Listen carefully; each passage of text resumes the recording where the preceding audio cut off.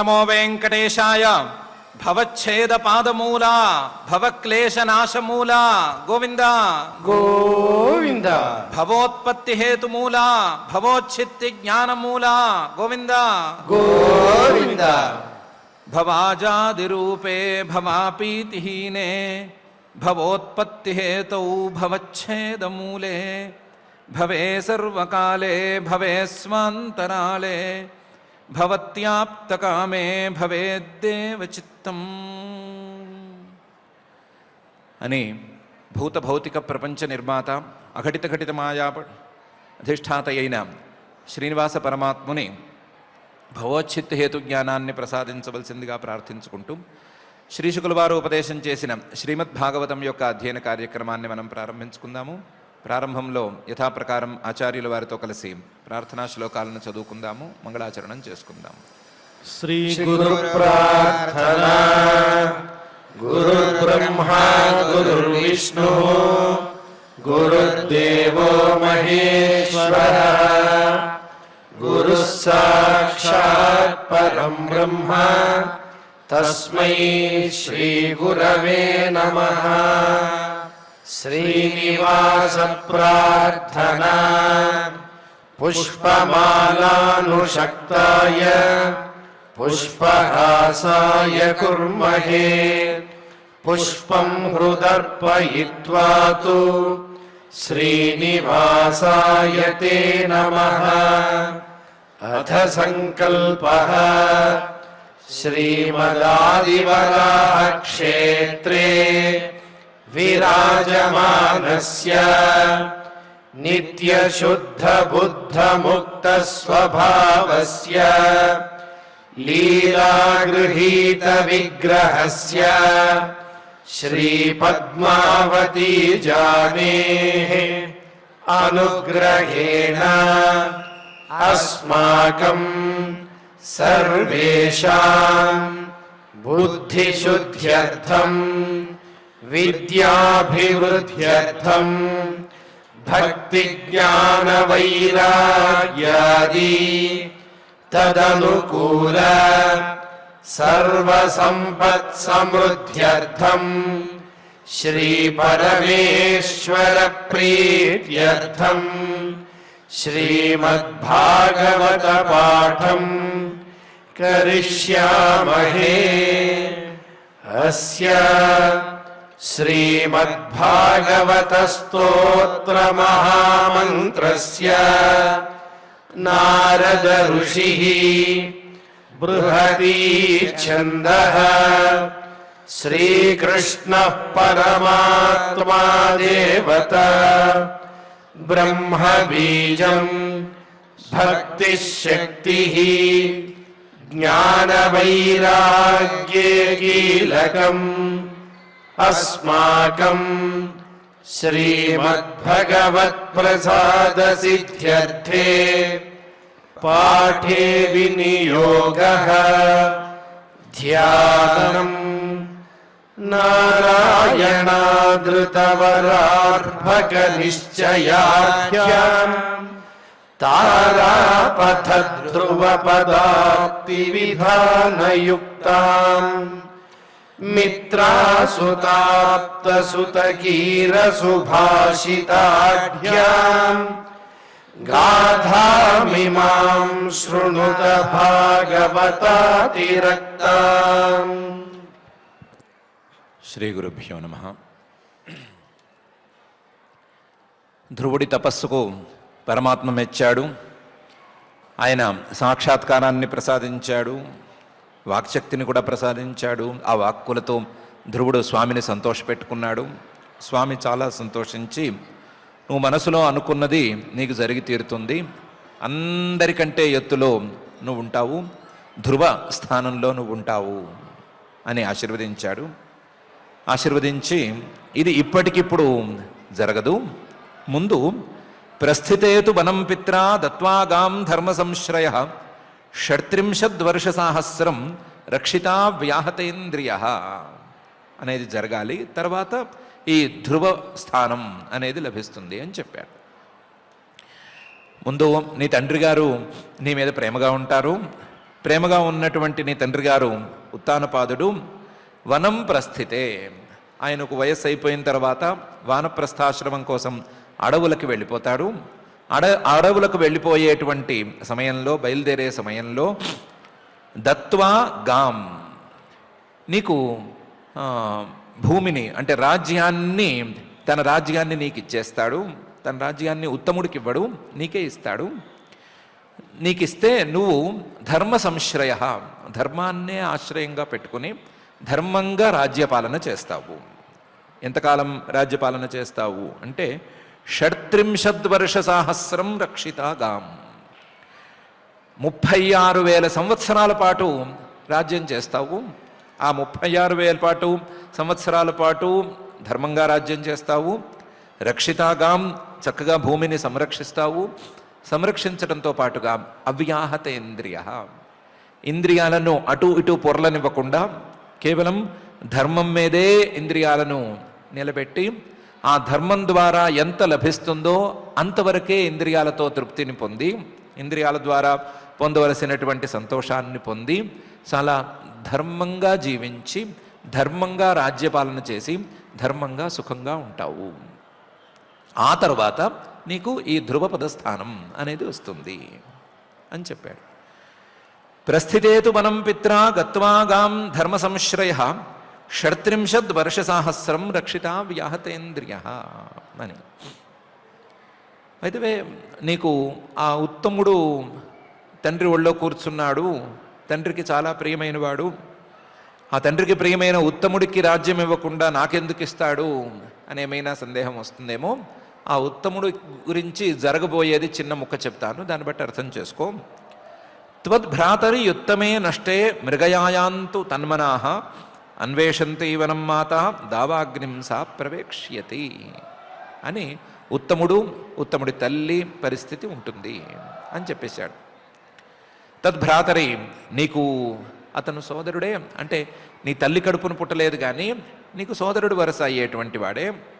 నీకు భ్రాత, త్వద్భ్రాతరి ఉత్తమే, ఆ ఉత్తముడు మృగయాయాం, వేటాడటంలోనే మునిగిపోయి ఉంటాడు.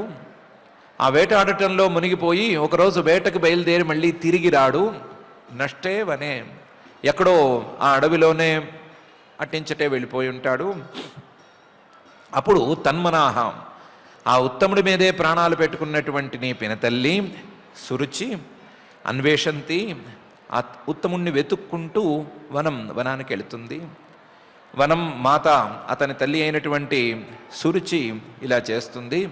ఈ లోపల ఆ అడవిలో దావాగ్నిం సా ప్రవేక్ష్యతి, కార్చిచ్చు రేగుతుంది. ఆ కార్చిచ్చులో ఆవిడ ప్రవేశించి ఆవిడ కూడా తన జీవితాన్ని పూర్తి చేసేసుకుంటుంది అని వాళ్ళిద్దరి గురించి చెప్పేశాడు. నీ తమ్ముడికి లేదా నీ పినతల్లి కొడుకుకి రాజ్యం రాదు, నీకే వస్తుంది అనే అర్థం వచ్చేటట్లుగా. త్వద్భ్రాతర్యుత్తమే నష్టే మృగయాయాం త్వదన్మనాః అన్వేషంతి వనం మ్రాత దావాగ్నిం సా ప్రవేక్ష్యతి అని. అయితే సింపుల్గా చెప్పు ఉండొచ్చు కదా స్వామి, అయినా నీ తమ్ముడికి కాదులే నీకే వస్తుందిలే అని చెప్పు ఉండొచ్చు కదా. మృగయాయాం నష్టేవనే అని ఇలాంటి మాటలు ఎందుకు చెప్పటము అంటే, పైన జరగబోయేటువంటి సంఘటనలకి, ధ్రువుడి చరిత్రలో జరగబోయేటువంటి సంఘటనలకి కీలకంగా ఉండేటువంటి ఘట్టాలను పరమాత్మ స్పృశిస్తున్నాడు. ఇక్కడి నుంచే ధ్రువ చరిత్రలో మార్పు వస్తుంది అనే సూచన ధ్రువుడికే చేస్తున్నాడు. అందుకని ప్రత్యేకించి దీన్ని చెప్తున్నాడు. పైన ఆ విషయం మనకు కూడా తెలుస్తుంది. నువ్వు మాత్రం ఇష్ట్వామాం యజ్ఞహృదయం యజ్ఞై పుష్కలదక్షిణై భుక్త్వా చేహాశిషః సత్యాః అంతే మాం సంస్మరిష్యసి అనే తీరులో చక్కగా ఉంటావు అని చెప్పాడు. నువ్వు ఇష్ట్వామాం యజ్ఞహృదయం, యజ్ఞం మీద చాలా ప్రేమ కలిగినటువంటి నన్ను యజ్ఞాల రూపంలో యజ్ఞై పుష్కల దక్షిణై, పుష్కలంగా దక్షిణలిచ్చినటువంటి యజ్ఞాలతో ఇష్టమామాం నన్ను పూజించుకుంటావు. అలా పూజించుకుని భుక్త్వాచ ఇహ ఆశిష, ఆ యజ్ఞాలకు ఫలితంగా వచ్చేటువంటి ఫలాలన్నిటినీ కూడా ఇహ ఈ లోకంలో అనుభవించవలసినటువంటి ఫలాలన్నిటినీ కూడా భుక్త్వా అనుభవించేసేస్తావు. అనుభవించి ఇహ ఆశిష ఆ యజ్ఞాలను చేసుకుని యజ్ఞరూపంలో ఉండేటువంటి పరమాత్మను కొలుచుకుని దాని ద్వారా పొందేటువంటి ఫలితాలకు ఒక విశేషం ఉంది. అవి మిగతా ఫలాల్లాగా తాత్కాలికమైనవో లేదా వర్షాకాలంలో పుట్టగొడుగులు లాంటివో కావు. సత్యాహ, మంచివి, కాస్తలో కాస్త మంచివి, కాస్తలో కాస్త నిజమైనవి, కాస్తలో కాస్త నిలబడి ఉండేవి. అలాంటి సత్యాహ ఆశిష భుక్త్వా, అలాంటి యజ్ఞ ఫలాలను చక్కగా అనుభవించి అంతే జీవితకాలపు చివరి క్షణాల్లో మాం సంస్మరిష్యసి, నన్ను స్మరించుకోగలుగుతావు. 36,000 ఏళ్ల పాటు రాజ్యం చేస్తూ ఉన్నా నీవు నన్ను మాత్రం మరచిపోవు. అంతకాలం నన్ను పట్టుకునే ఉంటావు, యజ్ఞరూపంలో నన్ను కొలుచుకుంటూనే ఉంటావు, చివరి క్షణాన కూడా నన్నే గుర్తు పెట్టుకుంటావు, గుర్తు తెచ్చుకుంటావు అని పరమాత్మ ఆశీర్వదించాడు. ఇష్ట్వామాం యజ్ఞహృదయం యజ్ఞై పుష్కలదక్షిణై భుక్త్వా చేహాశిష సత్యా అంతే మాం సంస్మరిష్యసి అని. తతః, ఆ తర్వాత ఏమవుతుంది అంటే, తతో గంతాసి మత్స్థానం సర్వలోక నమస్కృతం ఉపరిష్టాద్ ఋషిభ్యస్తవం యతో నావర్తతే గతః అని. ఆ తరువాత నువ్వు చేరవలసినటువంటి ధ్రువస్థానానికి చేరతావు, దాని తరువాత నన్ను కూడా చేరగలుగుతావు అని కొంచెం ఇటు అటుగా ఉండేటట్లుగా పరమాత్మ చెప్పాడు. తతో గంతాసి మత్స్థానం, నువ్వు ఈ లోకాన్ని విడిచిపెట్టిన తరువాత మత్స్థానం, నేను చెప్పినటువంటి ధ్రువస్థానానికి వెళ్తావు. తతో గంతాసి మత్స్థానం సర్వలోక నమస్కృతం, అందరూ కూడా ఆ స్థానాన్ని నమస్కరించుకోవలసిందే. అయ్యో ఇలాంటి స్థానాన్ని మనం ఎవరము చేరలేమే అని అనుకోవలసిందే, బాధపడవలసిందే. అలాంటి స్థానాన్ని చేరతావు. ఉపరిష్టాద్ ఋషిభ్య, సప్తర్షి మండలం కంటే పైన ఉండేటువంటి స్థానం అది. ఆ స్థానానికి నీవు చేరతావు. యతో నావర్తతే గతః, ఆ స్థానానికి చేరగలిగితే మళ్ళీ తిరిగి రావటం, కింద పడటం అనేది ఉండదు. అలాంటి స్థానం అక్కడికి చేరతావు అని ఒక అర్థంలో చెప్పాడు. ఇంకో అర్థంలో తతో గంతాసి మత్స్థానం, నన్నే చేరుకుంటావు.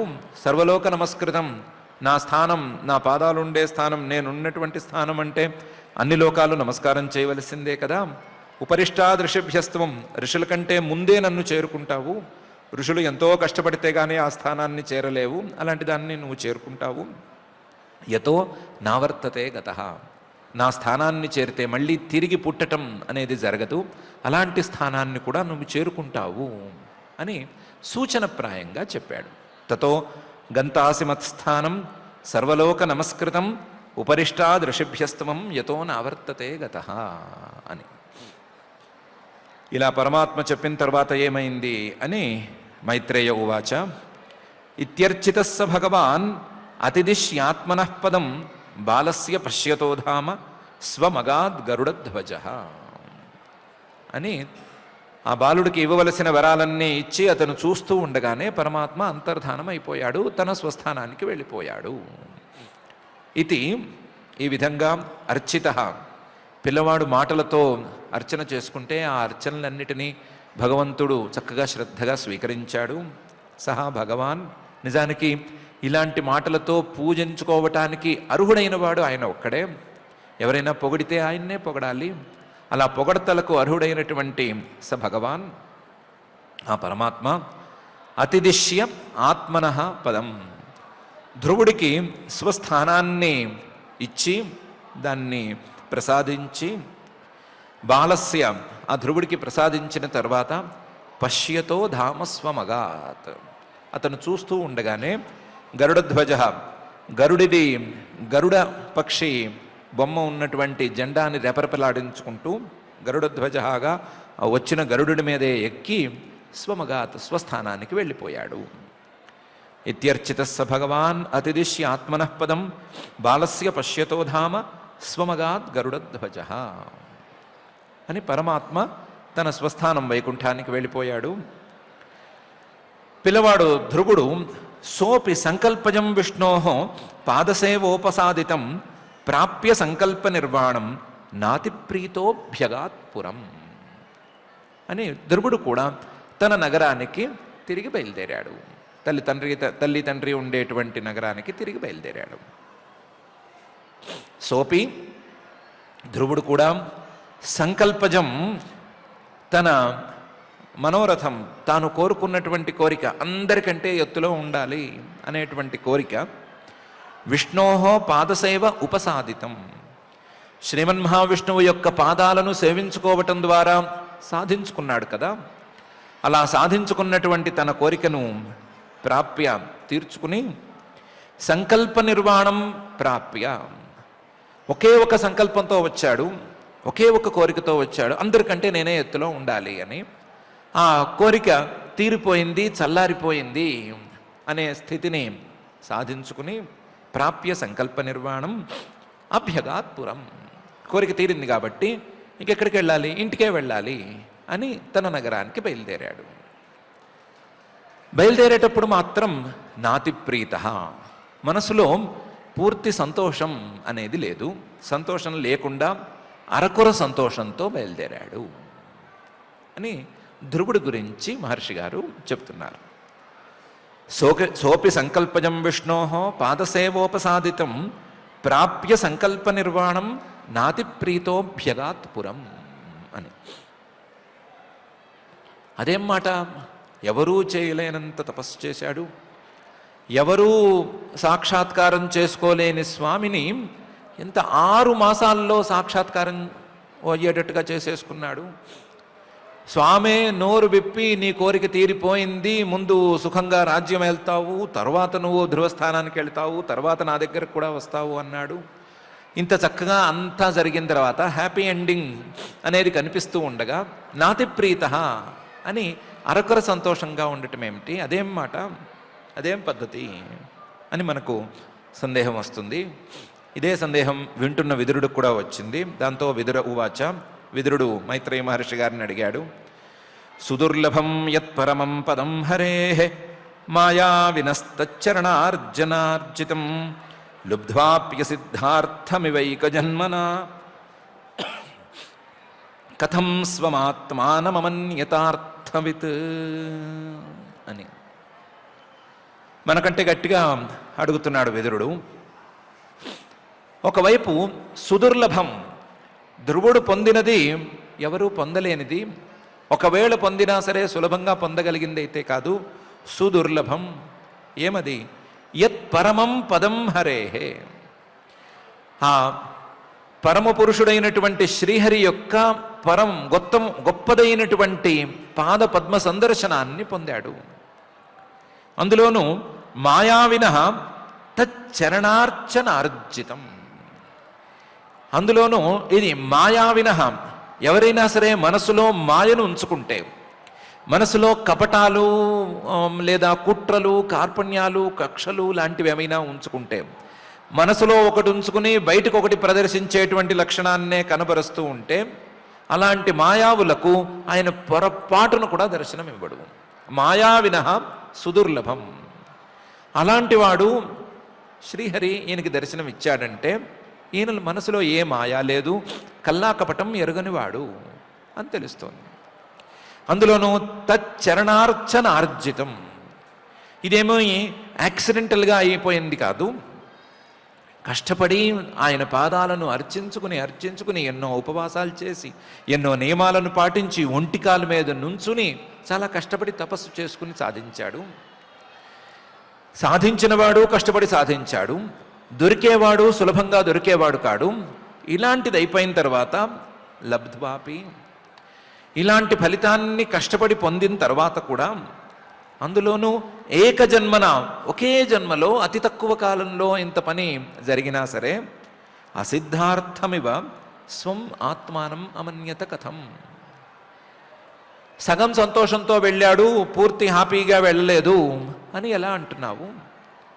అలా సగం సంతోషంతో ఉండటానికి అతనికి ఏం తీరలేదు, అతనికి ఏం దొరకలేదు, దొరకవలసింది దొరికింది, అనుకున్నది అయింది, అనుకున్న పని జరిగింది. అందులోనూ తానే కష్టపడి సాధించుకున్నాడు, ఏమి షార్ట్ కట్స్లో వెళ్ళిపోలేదు. ఎవరో తపస్సు చేస్తే వాళ్లకు ప్రత్యక్షమైతే ఈయన వెళ్ళి తొంగి చూసేసిన బాపత్తేం కాదు, తానే తపస్సు చేసుకున్నాడు, తానే ప్రత్యక్షం చేసుకున్నాడు, తానే వరాన్ని పొందాడు. అన్నీ ఉన్నప్పుడు అసిద్ధార్థమివ కథమమన్యత. తనకేదో దొరకలేదు అన్నట్టు ఎందుకు బాధపడ్డాడు? సగం సంతోషంతో ఎందుకు వెళ్ళాడు? పోనీ ఇతనేమన్నా తెలియనివాడా అంటే కాదు కదా. అర్థవిత్, పురుషార్థాల గురించి తెలిసినవాడే. నారద మహర్షి గారికే ఎదురు చెప్పినవాడు కదా. నారద మహర్షి గారినే కన్విన్స్ చేసుకోగలిగినవాడు. అలాంటివాడు, తెలిసినవాడు, అన్నీ తెలిసినవాడు దొరికిన తర్వాత కూడా సగం సంతోషంతో ఎందుకు వెళ్ళాడు అని విదురుడు మైత్రేయ మహర్షి గారిని అడిగారు. సుదుర్లభం యత్ పరమం పదం హరేహే మాయా వినస్తరణార్చనార్జితం లబ్ధ్వాప్యసిద్ధార్థ మివైక జన్మన కథం స్వమాత్మానమన్యతార్థవిత్ అని. దానికి సమాధానం మైత్రేయ ఉవాచ మాతుస్సపత్న్యాః వాగ్బాణైః హృది విద్ధస్తు తాన్ స్మరన్ నైచ్ఛత్ ముక్తిపతేర్ముక్తిం తస్మాత్ తాపముపేయివాన్ అని. వినేవాళ్ళందరూ హడావిడిగా అయ్యో ధ్రువుడు కష్టపడి తపస్సు చేశాడు, ఆయనకి స్వామి ప్రత్యక్షమయ్యాడు, ఓహో చక్కగా స్తుతి చేశాడు, స్వామి వరాలు ఇచ్చేశాడు అని వింటున్నారు. కానీ అసలు పాయింట్ ఎవరూ పట్టుకోలేదు. అయిన తర్వాత ధ్రువుడు పట్టుకున్నాడు. ఏంటి అంటే అసలు ధ్రువుడు తపస్సుకు వెళ్ళింది ఎలా వెళ్ళాడు? అన్నీ వదులుకుని ఏ రకమైనటువంటి భావాలు లేకుండా శుద్ధమైన పరిశుద్ధమైన మనస్సుతో ఏం వెళ్ళలేదు. వెళ్ళేటప్పుడు మాతుస్సపత్న్యాః, తన తల్లి సునీతి, ఆవిడ సపత్ని, ఆవిడ సవితి సురుచి, ఆ సురుచి తాలూకు వాగ్బాణై, ఆవిడ మాటలు అనేటువంటి బాణాలు హృది విద్ధ, హృదయంలో గుచ్చుకోగా ఆ గుచ్చుకున్నటువంటి హృదయంతో వెళ్ళాడు. వెళ్ళేటప్పుడు తాను స్మరన్, ఆ వాగ్బాణాలని స్మరించుకుంటూనే వెళ్ళాడు. అంటే ఆవిడ నన్ను బాణాలతో గుచ్చింది, నన్ను తిట్టింది, నన్ను ఏదో అవమానం చేసింది అని బాధపడుతూ వెళ్ళాడు. పరిశుద్ధమైన మనస్సుతో వెళ్ళలేదు. పరిశుద్ధమైన మనస్సుతో వెళ్ళలేదు కాబట్టి ముందు వెనక వివేకము వైరాగ్యము ఇలాంటివి చూసుకుని తపస్సుకు దిగలేదు కాబట్టి స్వామి ప్రత్యక్షమైనప్పుడు నాకు ఇంకేం అక్కర్లేదు, నీ పాదాల తాలూకు నీడని ప్రసాదించు, నాకు ముక్తిని ప్రసాదించు అని అడగలేకపోయాడు. నైచ్ఛత్ ముక్తిపతేర్ముక్తిం, ఆయన కనిపిస్తే ముక్తి అడిగి తీరాలి. ఆయన కనిపించకపోయినా ఆయన్ని మనసులో ఎప్పుడు తలుచుకున్నా ముక్తిని ప్రసాదించు తండ్రి అని అడుక్కుంటూ ఉండాలి.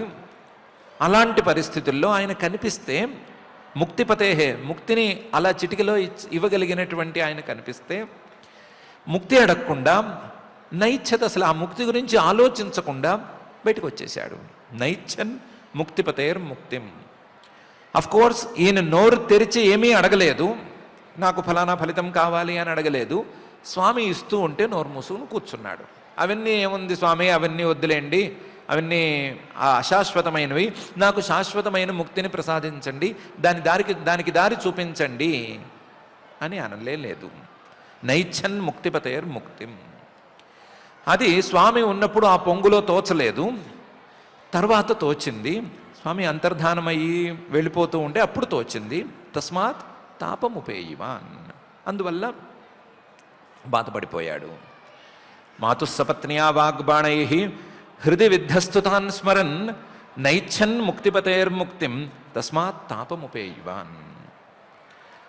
నిజానికి తాపముపేయివాన్ అంటే లోపల బాధపడటం కాదు, ఆ బాధలో కొంచెం ఏడుపు కలిసినటువంటి స్వరంతో తనలో తానే మాట్లాడుకోసాగాడు.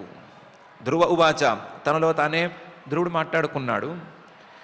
సమాధినా నైకభవేన యత్పదం విదుస్సనందాదయ ఊర్ధ్వరేతసః మాసైరహం షడ్భిరముష్య పాదయో ఛాయాముపేత్యాపగతః పృథంమతి అని. ఏకభవేన, ఒక్క జన్మలో సమాధి స్థితిని అందుకోవటమే అసాధ్యం.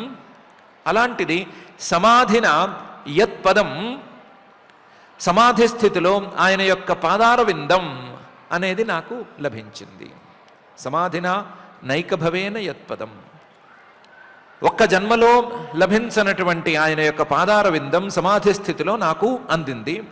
ఆయన ఒక్కసారి మెరిసినట్టు మెరిసి నేను వచ్చాను నాకు చూపించాడు, కళ్ళకు కూడా కనిపించాడు. ఒక జన్మలో అవ్వదు అని ఎలా తేలుస్తావు అంటే నైకభవేన యత్పదం విదుస్సనందాదయ. సనక సనందనాదులు కూడా ఒక్క జన్మలో ఆయన్ని తెలుసుకోలేకపోయారు. ఎవరికీ ఇది సాధ్యం ఇంతవరకు అవ్వలేదు. ఊర్ధ్వరేత సహా అన్నీ విడిచిపెట్టి నైష్ఠిక బ్రహ్మచర్యాన్ని పట్టుకుని వేళ్లాడిన వాళ్ళు, సన్యాసాశ్రమాన్ని పట్టుకుని వేళ్లాడిన వాళ్ళు కూడా ఆయన్ని ఒక్క జన్మలో సమాధి స్థితిలో అందుకోలేకపోయారు. అలాంటిది మాసైర్హం షడ్భి, నేను 6 మాసాల్లో ఈ సమాధి స్థితిలో ఆయన పాదాలని పట్టుకోవటాన్ని అన్నిటినీ సాధించేశాను. మాసైర్హం షడ్భి. కానీ అముష్యపాదయో ఛాయాముపేత్య, ఈ 6 నెలల ద్వారా నేను తపస్సును చేసేసి ఆయన యొక్క పాదాల తాలూకు నీడను పొంది ఆ నీడ నుండి అపగత బయటకు వచ్చేసాను. ఆయన పాదాల తాలూకు నీడ గనక ఉంటే ఆ నీడలో ఉన్న వాళ్ళకి సంసార తాపం అనేది ఉండనే ఉండదు. ఈ సంసారంలో వచ్చేటువంటి ఏ కష్టాల తాలూకు ఎండలు బాధించవు. అలా చల్లని నీడలో, ఆయన నీడలో ఉండవలసిన వాడిని అపగత బయటకు వచ్చేసాను. పృథంమతి, ఎందుకు వచ్చేసాను అంటే నాకు ఇంకా భేద దృష్టి మిగిలిపోయే ఉంది. నాకు ఇంకా భేద దృష్టి ఉంది.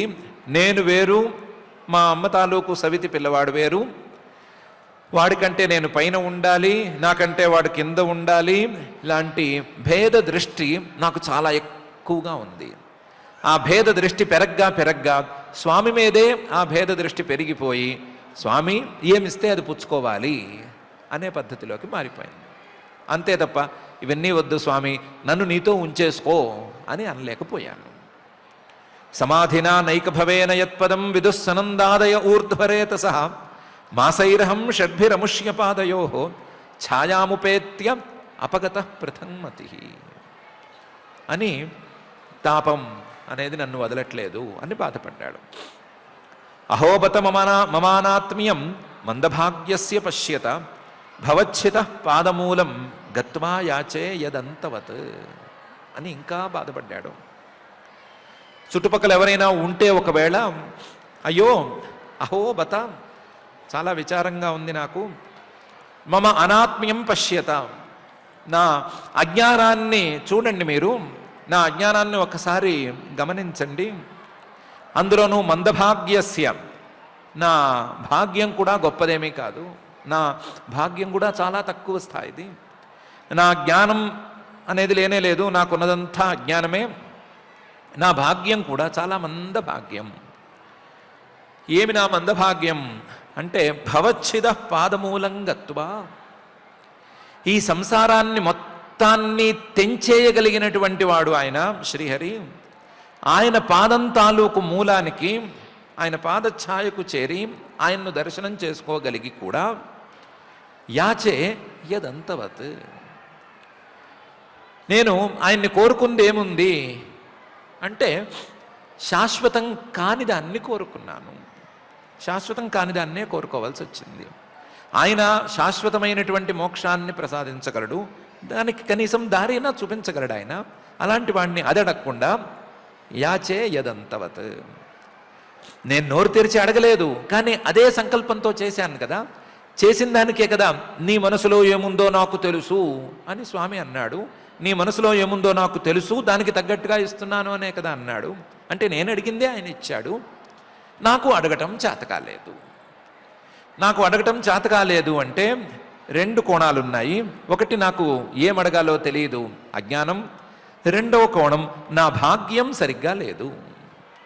అహోపత మమానాత్మ్యం మందభాగ్యస్య పశ్యత భవచ్చిద పాదమూలం గత్వా యాచే యదంతవత్ అని ఎవరైనా ఉంటే, చుట్టుపక్కల వారు ఉంటే, నా పరిస్థితిని చూడండి అని కూడా తనలో తాను మాట్లాడుకున్నాడు. దానికి ఇంకొంచెం ఏదో కలుపుకున్నాడు. బాధలో ఉన్నప్పుడు మాట్లాడే తీరులో, మతిర్విదూషితా దేవై పతద్భిరసహిష్ణుభి యో నారద వచస్తథ్యం నాగ్రాహిషమథస్తమ అని. ఇలా ఎందుకు అయ్యుండొచ్చు, ఇలా ఎందుకు అయ్యుండొచ్చు? 6 మాసాల్లో స్వామిని ప్రత్యక్షం చేసుకోగలిగిన వాడికి ఇంత చిన్న విషయం ఎందుకు తోచలేదు అంటే 2-3 రకాలుగా అయి ఉండొచ్చు. ఒకటి, మతిర్విదూషిత దేవై, దేవతల్లో ఎవరైనా సరే నా మతిని పాడు చేసి ఉండొచ్చు, దేవతలు అలా విఘ్నాలు చేస్తారు, పరీక్షిస్తారు అని అక్కడ ఇక్కడ విన్నట్లుంది. కాబట్టి ఏ దేవుళ్ళలో ఎవరైనా సరే నన్ను పరీక్షించటానికో లేదా నా మతి పాడు చేయటానికో ఇలా చేసి ఉండొచ్చు. మతిర్ విదూషిత దేవై. లేకపోతే పతద్భి అసహిష్ణుభి, నేను అందరికంటే పై స్థానంలో ఉండాలి అనుకుని మొదలుపెట్టాను కదా, అందరికంటే పై స్థానంలో నేను ఉండాలి అంటే నా కింద చాలామంది పెద్దవాళ్లే గొప్పవాళ్లే ఉండాలి కదా.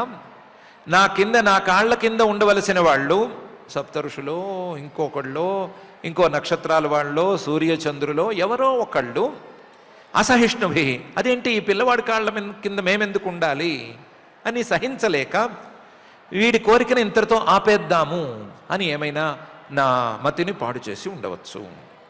మతిర్ విదూషితా దేవై పతద్భి అసహిష్ణుభి, లేదా దేవతలే వీడందరికంటే ఎక్కువ స్థాయిలో పై స్థాయిలో ఎందుకు ఉండాలి అని బుద్ధిని పాడు చేసి ఉండొచ్చు. ఇది ఒకటి, రెండు రకాలు. ఇది కాక ఇంకో రకమై ఉండొచ్చు, దీనికే ఎక్కువ ఛాన్స్ ఉంది. యో నారద వచః తథ్యం నాగ్రాహిషం. నేనేమో నారద మహర్షి గారు చాలా ముద్దుగా చెప్పారు, ఓర్పుగా చెప్పారు, చెప్తే దాన్ని నేను గ్రహించలేకపోయాను. నారదవచః, నారదుడు ఆయన మహర్షి గారు ఆయన చెప్తే అది తథ్యం నిజమవుతుంది. నారదవచః తథ్యం, ఆ సత్యాన్ని నాగ్రాహిషం నేను గ్రహించలేకపోయాను. ఆయన ప్రధానంగా ఏమన్నాడు అంటే నాధునాప్యవమానంతే మానం వాపి అని అన్నాడు. నీకు అవమానము మానము అనే రెండిటి మధ్య తేడా తెలియదు. నీకు అవమానం అంటే ఏంటో తెలియదు, గౌరవం అంటే ఏంటో తెలియదు. అలాంటి వాడివి ఏదో నన్ను అవమానించారు అని తపస్సుకు బయలుదేరావే, నువ్వేం సాధిస్తావు అని అడిగాడు. ఆయన అడిగింది చాలా పెద్ద ప్రశ్న, లోతైన ప్రశ్న. అసత్తమహ, నేను తెలివి తక్కువవాడిని, పనికొచ్చేవాడిని కాను కాబట్టి, అసత్తమహ కాబట్టి దాన్ని నాగ్రాహిషం తెలుసుకోలేకపోయాను. ఆయన ప్రశ్నలో ఉండేటువంటి ఆంతర్యాన్ని అర్థం చేసుకోలేకపోయాను. ఆయన ప్రశ్నలో ఉండేటువంటి ఆంతర్యం ఇప్పుడు తెలుస్తోంది. ఇప్పుడు ఆ ప్రశ్న నన్ను వేధిస్తోంది. నన్ను అవమానం చేసింది నా పినతల్లి కాదు, నేను తండ్రి ఒడిని ఎక్కబోతుంటే అక్కడి నుంచి తోసేసిన వాళ్ళు నన్ను అవమానం చేసినట్లు కాదు. అది అసలు నాకు అవమానమే కాదు, పెద్ద ఇష్యూనే కాదు. నేనుగా కష్టపడి ఒంటికాల మీద నుంచుని తపస్సు చేసుకుని స్వామిని ప్రత్యక్షం చేసుకుని కూడా ఆ స్వామి ద్వారా సాధించవలసినటువంటి ఫలితాలను నా అంతట నేనే సాధించలేకపోవటం అనేది పెద్ద అవమానం. ఇదే పెద్ద అవమానం. ఎవరైనా అడిగితే స్వామి ప్రత్యక్షమయ్యాడు కదా, ఏం కోరావు అని అడిగితే ఆయన ఏదో వేరుశనగ పప్పులు ఇచ్చాడు, అవి తీసుకుని తిని వచ్చేశాను అని చెప్పాల్సిన పరిస్థితిలో ఉన్నాను. కాబట్టి నారద వచః తథ్యం నాగ్రాహిషం అసత్తమః. మతిర్విభూషితా దేవై పతద్భిరసహిష్ణుభి యో నారద వచస్తథ్యం నాగ్రాహిషం అసత్తమః. ఎందుకు ఇలా జరిగింది అంటే దైవీం మాయాముపాశ్రిత్య ప్రసుప్త ఇవ భిన్నదృక్ తప్యే ద్వితీయే ప్యసతి భ్రాతృవ్య హృద్రుజ అని లోపం మొత్తం నాలోనే ఉంది అని తెలుస్తోంది. దైవీం మాయాముపాశ్రిత్య, నేను కూడా ఆ దేవమాయకు లోనైపోయాను. ఆ దేవమాయ ఎలా ఆలోచింపజేస్తుందో అలా ఆలోచిస్తూ వచ్చాను. దైవీం మాయాం ఉపాశ్రిత్య, ఆ దేవీ మాయాం ఉపాశ్రిత్య అనంటే ఎలా ఉంటుంది అంటే ప్రసుప్త ఇవ భిన్న దృక్. నిద్రపోతున్నవాడు కలలు కంటున్నట్టు ఉంటుంది. నిద్రపోతున్నవాడికి కలలు కనిపిస్తాయి. ఆ కలల్లో తానే వేరే శరీరంలో కనిపిస్తాడు, తనను తానే చూసుకుంటాడు. అంటే తనలో తానే ఒక భేదాన్ని కల్పించుకుని మాట్లాడుకుంటాడు, భేదాన్ని కల్పించుకుని చూసుకుంటాడు, భేదాన్ని కల్పించుకుని ఎక్కడ లేని పనులు చేస్తాడు.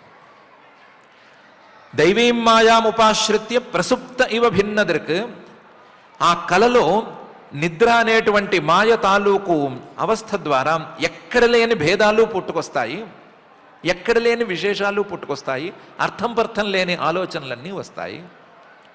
అలాగే నాకు కూడా ఈ దైవీం మాయాం ఉపాశ్రిత్య కాబట్టి ఈ కలలు కొనేవాడికి మళ్ళీ ఎక్కడ లేని భేద దృష్టి ఏర్పడింది. వాస్తవానికి ఆలోచించి చూస్తే పరమాత్మ శంఖంతో చెంప మీద ముట్టుకున్నాడు కదా, ముట్టుకున్నప్పుడు తోచిన వాక్యాలను బట్టి చూస్తుంటే అసలు రెండవ వస్తువే లేదు, ఉన్నదంతా పరమాత్మే అని తెలుస్తోంది కదా. ద్వితీయే అసతి అపి, రెండవ వస్తువే లేదు, ఉన్నదంతా పరమాత్మ స్వరూపమే అని అనిపిస్తూ ఉన్నా సరే, పరమాత్మ తప్ప ఈ సృష్టిలో మరొక వస్తువు లేనే లేదు అని అనిపిస్తూ ఉన్నా సరే తప్పియే.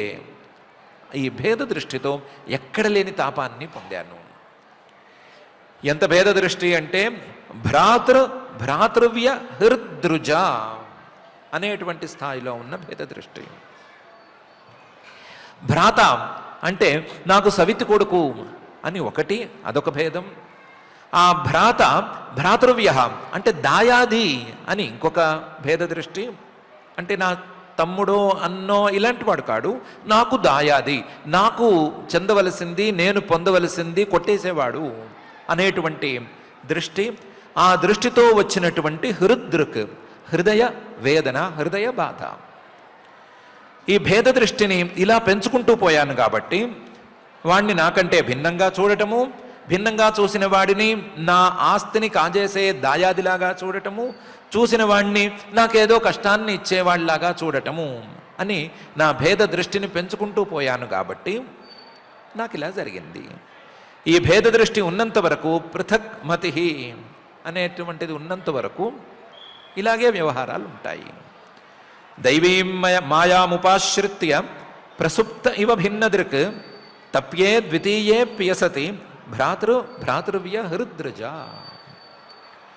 మయైతత్ ప్రార్థితం వ్యర్థం చికిత్సేవ గతాయుషి ప్రసాద్య జగతాత్మానం తపసా దుష్ప్రసాదనం భవచ్చిదమయాచేహం భవం భాగ్య వివర్జిత అని అనుకున్న దాన్నే ఇంకొక తీరులో మళ్ళీ అనుకుంటున్నాడు. మయైతత్ ప్రార్థితం వ్యర్థం, నేను ఏ ప్రార్థనతో తపస్సు చేసుకున్నానో, తపస్సుకు బయలుదేరానో అది వ్యర్థం. ఎలా వ్యర్థం అంటే చికిత్సేవ గతాయుషి, ఆయుస్సు తీరిపోయిన వాడికి వైద్యం చేయటం ఎంత వ్యర్థమో అంత వ్యర్థం. ఎందుకంటే ప్రసాద్య జగదాత్మానం తపసా దుష్ప్రసాదనం, దుష్ప్రసాదనం ఆయన్ని అనుగ్రహింపజేసుకోవటం అనేది అంత సులభం కాదు, చాలా కష్టం. జగదాత్మానం ఆయన జగత్తు మొత్తానికి అంతర్యామి, అంతర్యామిగా ఉన్నా సరే ఆయనను ప్రసన్నం చేసుకోవటం అనేది చాలా కష్టం. అలాంటి వాడిని తపసా ప్రసాద్య, తపస్సుతో ప్రసన్నం చేసుకుని ఆయన సాక్షాత్కారం లభించేటట్లు చేసుకుని ఆయన్ని కళ్ళతో కూడా చూసుకుని తరువాత భవచ్ఛిదం అయాచేహం భవం భాగ్య వివర్జిత, ఈ సంసారాన్ని మొత్తాన్ని తెంచేసే, ఈ సంసారం అనేటువంటి బంధాన్ని కత్తిరించేసేటువంటి ఆ స్వామిని భవచ్ఛిదం అయాచే అహం భవం, ఈ సంసారంలో ఒకటైనటువంటి ధ్రువస్థానాన్ని కోరుకున్నాను. కోరుకునే తపస్సు చేశాను, కోరుకుంటూనే తపస్సు చేశాను, కోరిక ఆయన తీరుస్తుంటే కాదనకుండా ఒప్పుకున్నాను. భవచ్ఛిదమయాచేహం భవం భాగ్య వివర్జిత, దీన్ని బట్టి నాకు భాగ్యం అనేది లేదు అని తేలిపోతోంది. మయైతత్ ప్రార్థితం వ్యర్థం చికిత్సేవ గతాయుషి ప్రసాద్య జగదాత్మానం తపసా దుష్ప్రసాదనం భవచ్ఛిదమయాచేహం భవం భాగ్య వివర్జిత. స్వరాజ్యం యచ్చతో మౌఢ్యాత్ మానో మే భిక్షితో బత ఈశ్వరాత్ క్షీణపుణ్యేన ఫలీకారా నివాధన అని, నా పరిస్థితి చాలా ఘోరంగా ఉంది అని తనలో తానే వాపోయాడు. స్వరాజ్యం యచ్చత, ఆయన ఆ పరమాత్మ స్వరాజ్యం అంటే ఏకత్వం ద్వారా అందేటువంటి, అభేద స్థితి ద్వారా అందేటువంటి అఖండమైన ఆనందాన్ని ఇవ్వగలిగినవాడు. అలాంటి వాడు కనిపిస్తే మౌఢ్యాత్ ఏమీ తెలియక మూఢత్వం ద్వారా మానవమే భిక్షితో బత, అయ్యో ఏమని చెప్పుకోవాలి, నాకు కాస్త గౌరవాన్ని ప్రసాదించరాదా అని అడిగాను. స్వరాజ్యం అంటే రెండో వాడితో సంబంధం లేకుండా వచ్చేటువంటి అఖండ ఆనందం, అది ఇవ్వగలిగిన వాడిని మానం అంటే రెండో వాళ్ళు ఇవ్వవలసినటువంటి, ఇంకొక వ్యక్తి ఇవ్వవలసినటువంటి గౌరవాన్ని ఇవ్వవలసిందిగా ప్రార్థించాను.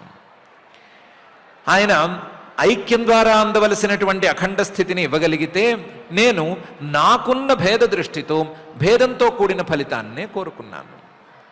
ఇది మౌఢ్యం కాక మరొకటి కానే కాదు. స్వరాజ్యం యచ్చతో మౌఢ్యాన్ మానోమే భిక్షితో బత. ఈశ్వరాత్, ఆయన సర్వసమర్థుడు, ఆయన ఏమైనా ఇవ్వగలడు అన్నప్పుడు ఆయన్ని ఇలా అడగటం అనేది చాలా తెలివి తక్కువతనం.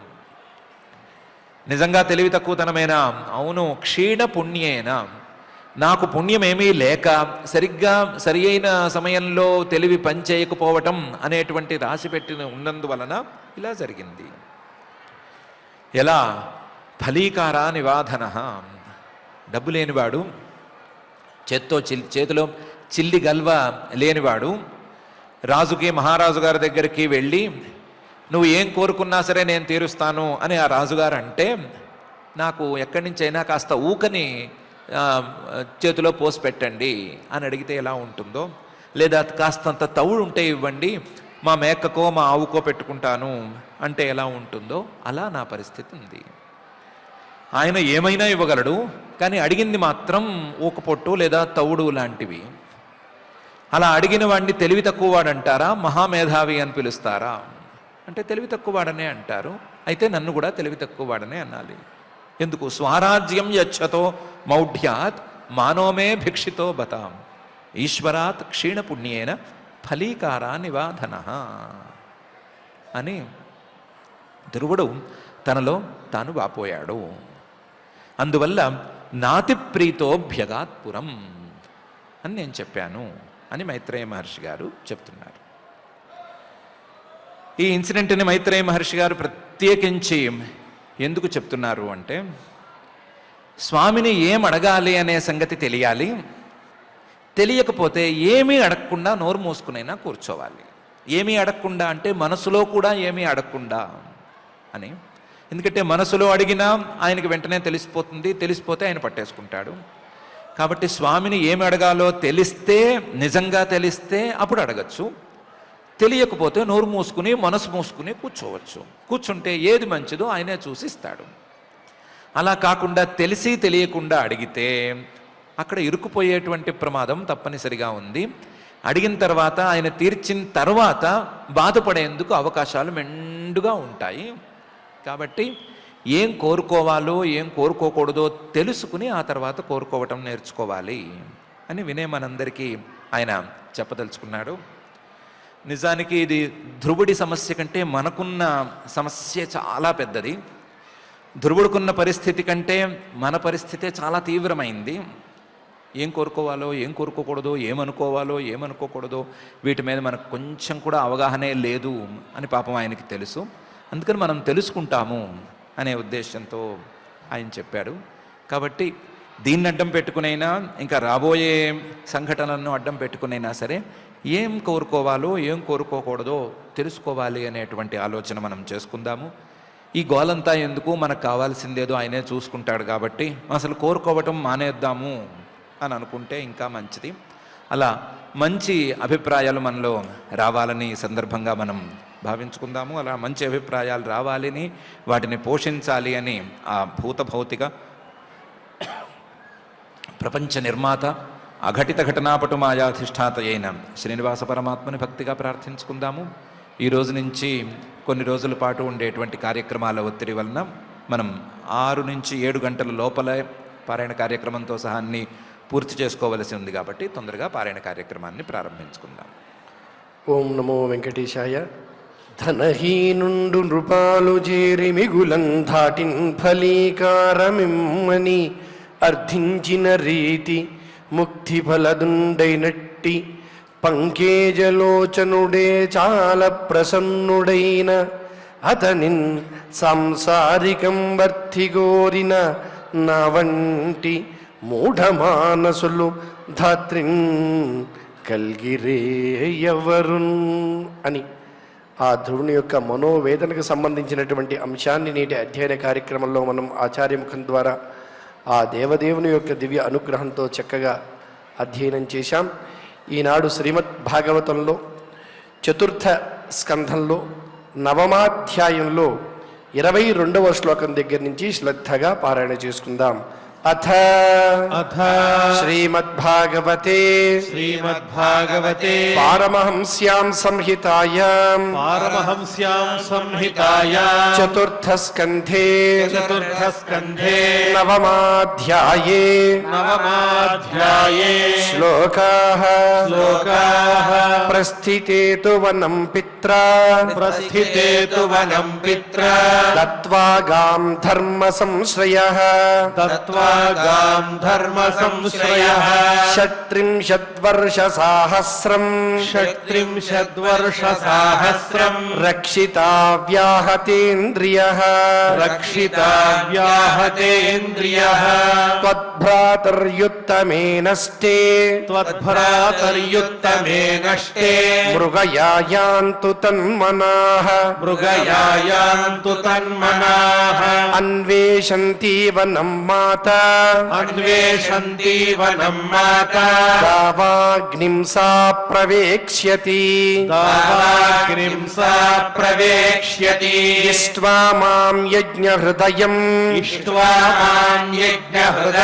యజ్ఞైః పుష్కలదక్షిణైః భుక్త్వా చేహాసిషః సత్యాః అంతే మాం సంస్మరిష్యసి తతో గంతాసి మత్స్థానం సర్వలోక నమస్కృతం ఉపరిష్టాదృశిభ్యస్త్వం యతో నావర్తతే గతః మైత్రేయ ఉవాచ ఇత్యర్చితః స భగవాన్ అతిదిశ్యాత్మనః పదం బాలస్య పశ్యతో ధామ స్వమగాద్గరుడధ్వజః సోపి సంకల్పజం విష్ణోః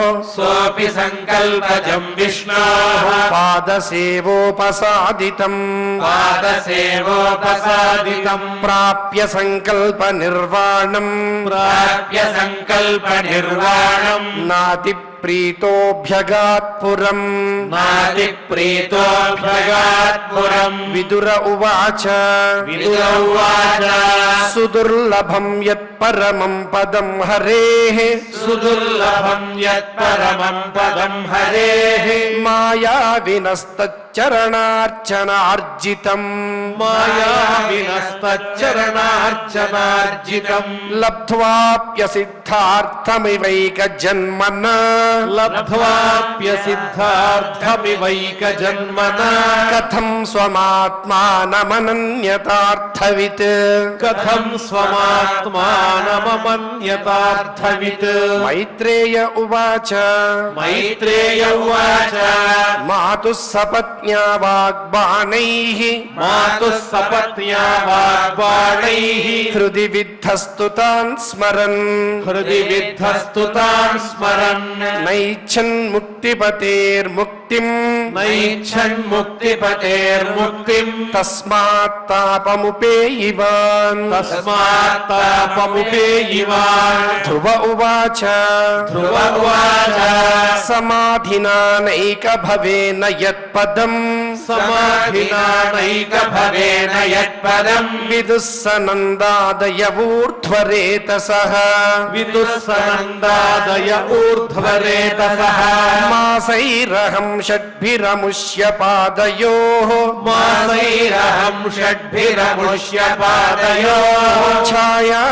ఛాయాముపేత్యాపగతః పృథ్వతిః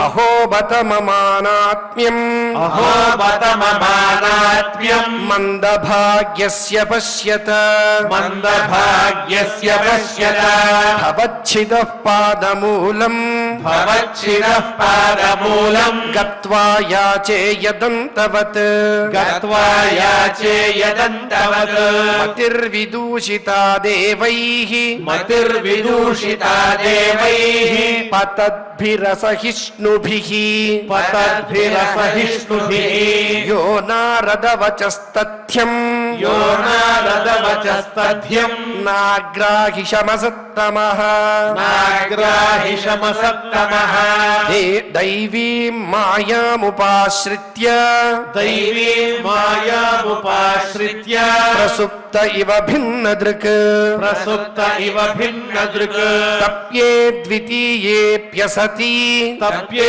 ద్వితీయేప్యసతి భ్రాతృభ్రాతృవ్యహృద్రుజా భ్రాతృభ్రాతృవ్యహృద్రుజా మయైతత్ప్రార్థితం వ్యర్థం మయైతత్ప్రార్థితం వ్యర్థం చికిత్సేవ గతాయుషి చికిత్సేవ గతాయుషి ప్రసాద్య జగదాత్మానం ప్రసాద్య జగదాత్మానం తపసా దుష్ప్రసాదనం తపసా దుష్ప్రసాదనం